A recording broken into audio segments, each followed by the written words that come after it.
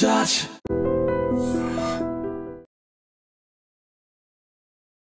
నాన్న ఐఫోన్ కొనివ్వలేదని మనస్తాపంతో ఆత్మహత్య చేసుకున్నాడు విశాఖకు చెందిన 26 ఏళ్ల యువకుడు.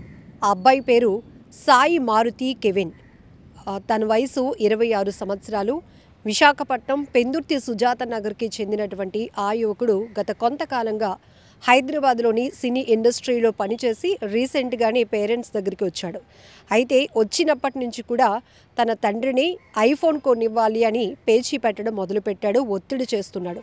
ఈ క్రమంలోనే మనకంత స్తోమత లేదు నాన్న, నీకు ఇప్పుడు ఐఫోన్ ఎందుకు అని ఆ తండ్రి వారించినందుకు మనస్తాపానికి గురైనటువంటి సాయి మారుతి ఇంట్లో ఒక గదిలోనికి వెళ్ళి ఫ్యాన్కి ఉరివేసుకుని ఆత్మహత్య చేసుకున్నాడు. ఎంత బాధాకరమైన ఘటన! వస్తువులకు ఉన్నటువంటి విలువ, ఇంపార్టెన్స్ ప్రాణానికి ఇవ్వలేకపోతున్నటువంటి పరిస్థితిలో ఎక్కువగా యువతలో మనం చూస్తున్నాం.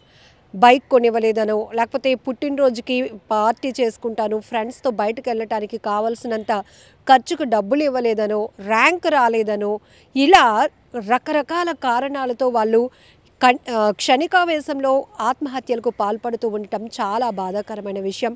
కేవలం ఐఫోన్ కొనివ్వలేదనే ఆ యువకుడు ప్రాణాలు తీసుకోవాలి అని ఆలోచన చేశాడు కదా. మరి 26 సంవత్సరాల పాటు ఎంతో కష్టపడి పెంచి మంచిగా నా కొడుకుని సెటిల్ చేయాలి అనే ఆలోచనతో తల్లిదండ్రులు ముందుకు వెళ్తున్నారు. అర్ధాంతరంగా కొడుకు తనువు చాలిస్తే ఆ తల్లిదండ్రుల గుండె రోదన ఎలా ఉంటుందో మన అందరం అర్థం చేసుకోవచ్చు.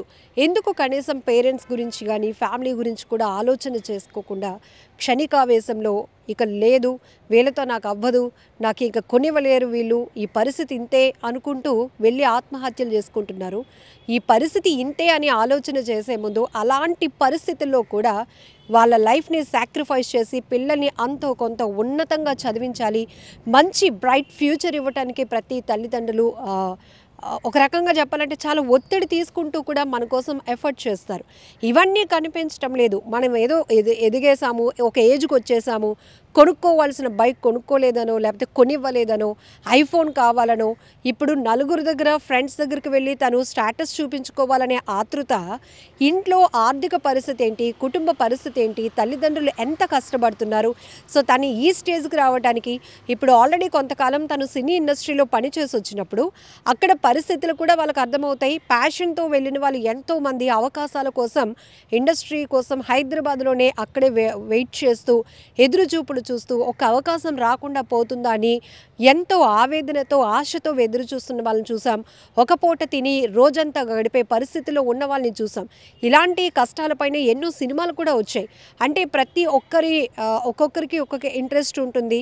ప్రతి ఒక్కరూ అవకాశాలు అందిపుచ్చుకోవాలని, సినీ రంగం వైపు అవకాశాలు కావాలి అనుకున్న వాళ్ళు మాత్రం వాళ్ళ లైఫ్లో ఎన్ని కష్టాలు ఎదుర్కొంటూ ఎంతమంది చుట్టూ తిరుగుతూ ఉంటారు. ఇవన్నీ మనం చూసాం. సో ఈ అబ్బాయి సాయి మారుతి కూడా చిన్న వయసులోనే హైదరాబాద్ వెళ్ళి సినీ ఇండస్ట్రీలో పనిచేశాడు, వచ్చాడు.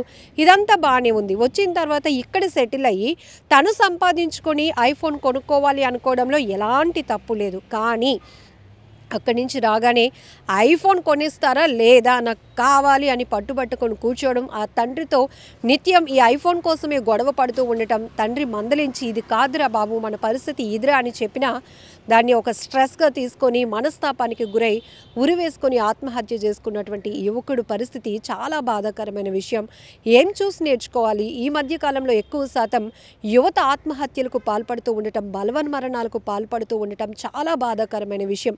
ఒక్క క్షణం వాళ్ళు కూర్చొని అసలు మన పరిస్థితి ఏంటి, మనం ఎక్స్పెక్ట్ చేస్తున్నటువంటి థింగ్స్ వాటి వాల్యూ ఏంటి, మనకి ఇప్పుడు ఇది అవసరమా, మనం ప్రాపర్గా సెటిల్ అవ్వలేదు, ఒక జాబ్లో కానీ లేకపోతే కెరియర్లో సెటిల్ అవ్వలేదు, మన చేతిలో ఐఫోన్ ఉంటే దానికి ఒక వాల్యూ ఉంటుందా, మనం అడగడం మనకు కోరిక ఉండటం ఓకే, కానీ ఫ్రెండ్స్ దగ్గర ఫోజులు కొట్టడం కూడా ఓకే, కానీ కొనిచ్చే పరిస్థితిలో అమ్మా నాన్నలు ఉన్నారా అని ఒక్క ఆలోచన చేస్తే అసలు ఇలా సూసైడ్కి వెళ్ళాలి, చనిపోవాలి, బలవన్మరణాలు పాల్పడి కుటుంబానికి తీరని లోటు మిగిల్చేలాగా ఉండాలి అనే కాన్సెప్టే ఉండదు. కానీ ఏదేమైనా చాలా బాధాకరమైన విషయం. ఈ సాయి మారుతి చాలా తొందరపడ్డాడు. క్షణికావేశంలో ఆయన తీసుకున్నటువంటి ఆ నిర్ణయం పూర్తిగా కుటుంబానికి గుండె రోదన మిగిల్చిందని చెప్పాలి. ఆ తండ్రి ఆ మాటలన్నీ కూడా గుర్తు చేసుకుంటూ ఎంత చెప్పినా నా కొడుకు వినలేదు, ఇప్పుడు నాకు కానరాకుండా పోయాడు, కడుపు కోత మిగిల్చిపోయాడు అంటూ ఏడుస్తున్నటువంటి ఆ తీరు ప్రతి ఒక్క గుండెల్ని కూడా తొలిచివేస్తుందని చెప్పాలి. చాలా బాధాకరమైన విషయం. నిజంగా ప్రస్తుతం ఉన్నటువంటి సమాజం దేనికి ప్రయారిటీ ఇస్తుంది? ఆర్థిక సంబంధాల చుట్టూ మాత్రమే తిరుగుతుంది. మళ్ళీ ఎన్నికలంగానే చాలా విరక్తి కలుగుతాం. మంచి అనిపిస్తుంది కదా, లేడీస్ కూడా ఛాలెంజింగ్ జాబ్స్ చేసినప్పుడు చాలా బాగుంటది. ట్రాఫిక్ అసిస్టెంట్స్ గా నియమించిన ట్రాన్స్జెండర్స్ అందరితో సాల్యూట్ చేయించుకుంటున్నారు. ఫుడ్ డెలివరీ ఇవ్వటానికి వెళ్ళినటువంటి డెలివరీ బాయ్ అనిల్ పై కళ్ళ ముందు